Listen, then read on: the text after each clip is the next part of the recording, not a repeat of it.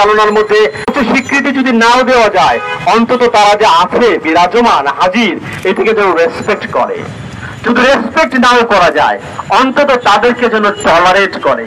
এখন আমরা দেখতে পাচ্ছি রেকগনিশন যেটা ছিল পাঠ্যপুস্তকের বইয়ের পৃষ্ঠা থেকে ছিঁড়ে ফেলা হয়েছে। তাদেরকে তাদের যে ন্যায্য দাবি তাকে অসম্মান করা হচ্ছে, তাদেরকে টলারেটই করা হচ্ছে না, সহ্য করা হচ্ছে না। এই যে রাষ্ট্র কাদেরকে আপন ভাবে এবং রাষ্ট্র কাদেরকে পর ভাবে, এই যে কনস্ট্রাকশন এবং আপন এবং পর, এর ভিতরে খুঁজে পাবেন কেন আদিবাসী ছেলেমেয়েরা নিগৃহীত হয়, কেন নির্যাতিত হয়। বাংলাদেশের 61 জেলায় সিভিল প্রশাসন, চট্টগ্রামে নির্জলা সামরিক শাসন চলছে। আমরা স্পষ্ট করতে চাই, আমরা সামরিক বাহিনীর বিরুদ্ধে না, আমরা আর আধুনিক স্মার্ট সামরিক বাহিনী চাই, কিন্তু আমরা অবশ্যই সামরিক শাসনের বিরুদ্ধে। বাংলাদেশের 61 জেলায় সিভিল প্রশাসন আর 3 জেলাতে সামরিক প্রশাসন থাকবে, এটা কোনোদিন আমরা বরদাস্ত করতে পারি না। আপনারা জেনে অবাক হবেন যে বাংলাদেশে যখন মোবাইল ফোন চালু হয়, আমরা অনেকবার লিখেছি, এই 61 জেলায় মোবাইল ফোনের নেটওয়ার্ক ছিল, 3 জেলাতে নেটওয়ার্ক দেওয়া হয়নি, 10 বছর পরে দেওয়া হয়েছে। এই যে আদিবাসীদের যে বলা হয় বিচ্ছিন্নতাবাদী, আমি জাস্ট খালি প্রশ্ন রাখতে চাই, কারা বিচ্ছিন্নতাবাদী? যারা মোবাইলের নেটওয়ার্কের মধ্যে আসতে চায় তারা বিচ্ছিন্নতাবাদী, নাকি যারা আমরা নেটওয়ার্ক থেকে তাদেরকে বিযুক্ত রাখি তারা বিচ্ছিন্নতাবাদী? যারা বাংলাদেশের সংবিধানকে মেনে সেই সংবিধানের মধ্যে তার স্বীকৃতি চায় তারা বিচ্ছিন্নতাবাদী, নাকি যারা আমরা সংবিধানের মধ্যে আদিবাসী শব্দটা দিই না দিয়ে তাদেরকে ক্ষুদ্র নৃগোষ্ঠী বলি? এই ক্ষুদ্র শব্দের মধ্যে এক ধরনের মেজরিটারিয়ান এথনোসেন্ট্রিক ক্লেম আছে যে আমি হচ্ছে বড়, বাকিরা হচ্ছে ছোট। এই যে উপজাতি শব্দটা তাদের জন্য ইনসাল্টিং। আমাদের সংবিধানে এই উপজাতি শব্দটা এখনো রয়ে গেছে। আপনারা শুনে অবাক হবেন, দিনাজপুরের চিরির বন্দরে 1944 সালে একটা স্কুল এখনো আছে, তার নাম আদিবাসী মহাবিদ্যালয়। কারণ এই আদিবাসী মানে যে ভূখণ্ডে আদিতে আসে, এইরকম মূর্খ একটি ব্যাখ্যা এই যে সংগঠন, তাদেরকে আমি বাহাসে আমন্ত্রণ জানাচ্ছি আজকে আপনাদেরকে সাক্ষী রেখে। আদিবাসী শব্দ নিয়ে, তাদের সংস্কৃতি নিয়ে, বৈচিত্র্য নিয়ে জাতিসংঘ কি বলে, বাংলাদেশ কি বলে, আমরা কি বলি, আর তাদের ব্যাখ্যা কি, এইটা বিতর্ক করবার জন্য আমি এই মঞ্চ থেকে তাদেরকে উন্মুক্ত বাহাসে আমন্ত্রণ জানাচ্ছি। আদিবাসী মানে যিনি আদিতে আসছেন তিনি না, আদিবাসী মানে হচ্ছে ঔপনিবেশিক শাসনের পরে যারা প্রধান জাতিগোষ্ঠীর বাইরে ভিন্ন ভাষা, ভিন্ন নৃতাত্ত্বিক বৈশিষ্ট্য, ভিন্ন সংস্কৃতি, ভিন্ন খাদ্যাভ্যাস নিয়ে, ভিন্ন পোশাক নিয়ে তার স্বতন্ত্র স্বকীয়তা বজায় রাখতে পারেন, তাদেরকে বলা হয় ইন্ডিজেনাস পিপল। এটা অ্যাবরিজিনালসের বাংলা আদিবাসীদের ক্ষেত্রে, যেটা নিউজিল্যান্ডের ক্ষেত্রে। এই ভুল বুঝাবুঝিটা এইখানে হচ্ছে, এই বিতর্কের অবসান আমরা করতে চাই এবং এটা বুদ্ধিভিত্তিক ভাবে।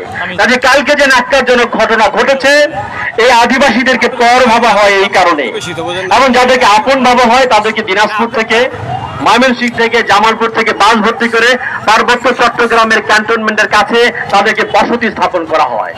আর আদিবাসীদেরকে ঠেলে পাঠানো হয়েছে অরুণাচলে। আপনারা অবাক হবেন যে জলবিদ্যুৎ করবার জন্য পার্বত্য চট্টগ্রামে কাপ্তাই লেকে যে জলবিদ্যুৎ, আদিবাসীরা কোনো বিদ্যুৎ পায়নি। 1 লক্ষ চাকমা ভারতের অরুণাচলে গিয়ে বসবাস করে, ভারতের নাগরিকত্ব নয়, বাংলাদেশ থেকে তাকে বিতাড়িত, 1 মেগাওয়াট বিদ্যুৎ তারা পায়নি। কাজে এইভাবে সীমাহীন ভাবে আদিবাসীদের অত্যাচার করে ত্রিপুরায় পাঠিয়ে দেওয়া হয়েছে। মেঘালয় থেকে তাদেরকে, গারো পাহাড় থেকে তাদেরকে মেঘালয়ে পাঠিয়ে দেওয়া হচ্ছে, ইকো পার্কের নামে তাদের জায়গা জমি সবকিছু উৎখাত করা হচ্ছে।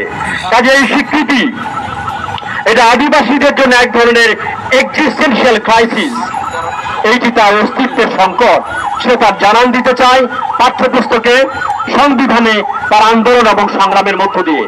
কাজে ঢাকা বিশ্ববিদ্যালয় আমার যারা সহকর্মী এসছেন, যারা স্টুডেন্টরা যারা অর্গানাইজ করেছে, তাদের প্রতি 100% সংহতি জানাতে চাই এবং দ্রুত এর ক্ষতিপূরণ দিতে হবে, গ্রেফতার করতে হবে, দৃষ্টান্তমূলক শাস্তি দিতে হবে।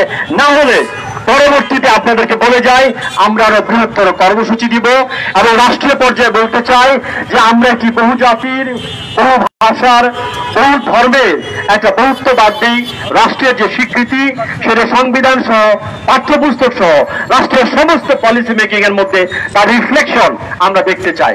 আমাকে শুনবার জন্য আপনাদেরকে ধন্যবাদ। আদিবাসীদের স্বীকৃতি অবশ্যই আমরা আদায় করব এবং যে ন্যাক্কারজনক ঘটনা ঘটেছে তার শাস্তি আমরা আদায় করে ছাড়বো। আমাকে শুনবার জন্য আপনাদেরকে ধন্যবাদ। স্যারের বক্তব্য আমরা শুনলাম।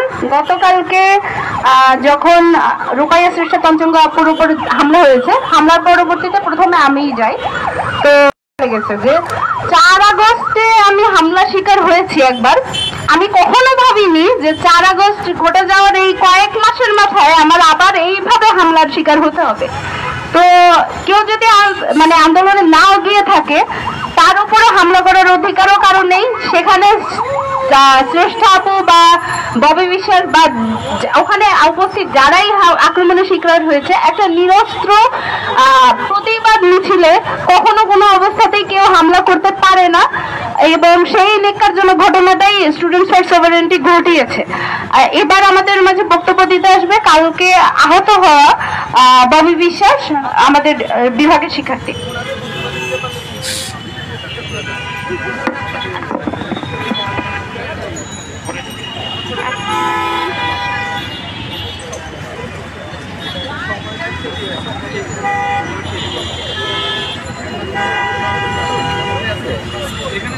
আজকে আমাদের এই বাংলাদেশে আমরা যারা অধিকার নিয়ে কথা বলি, জনগণের অধিকার চাই,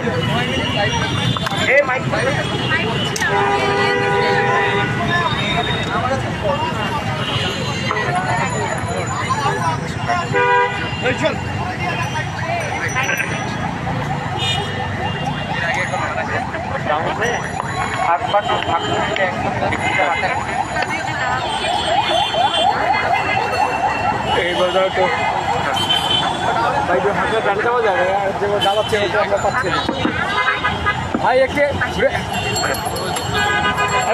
ভাইয়া মেদি কই ও ভাই ঘুরে। হ্যালো ব্রাদার, আপা ওনাকে চেপে দাইতে বলেন, পাচ্ছি ভাই, চেপে দাইতে বলেন, চেপে দাইতে বলেন।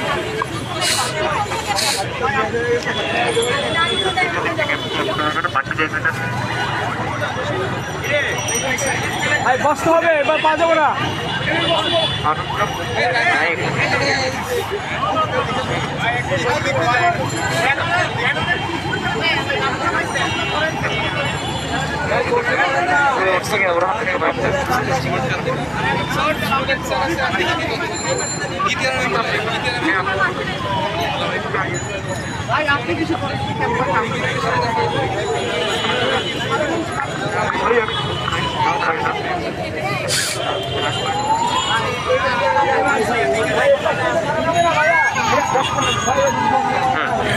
ঠিক আছে।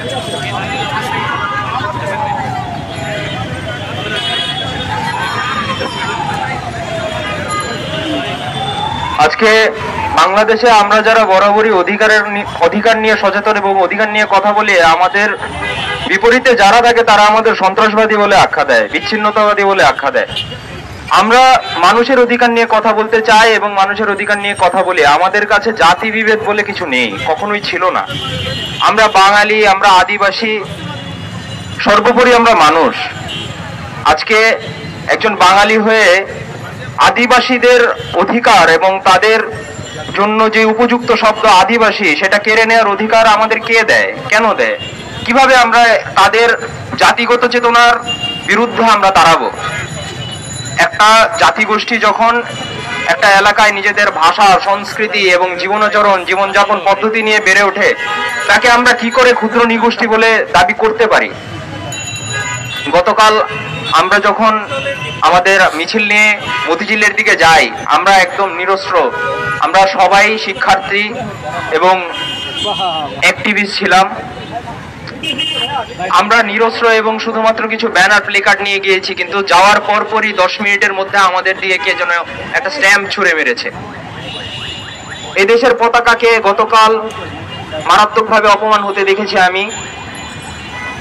দেশীয় অস্ত্র, লাঠিসোঁটা ইত্যাদির মধ্যে পতাকা বেঁধে নিয়ে এসেছে। গতকাল যে অস্ত্র দিয়ে আমাদের শিক্ষার্থীদের উপর, আমার উপর, শ্রেষ্ঠাদির উপর, আমার বন্ধু রাইনাবের উপর আক্রমণ করা হয়েছে, সেই স্ট্যাম্পগুলোতে, লাঠিগুলোতে বাংলাদেশের পতাকা বাঁধা ছিল।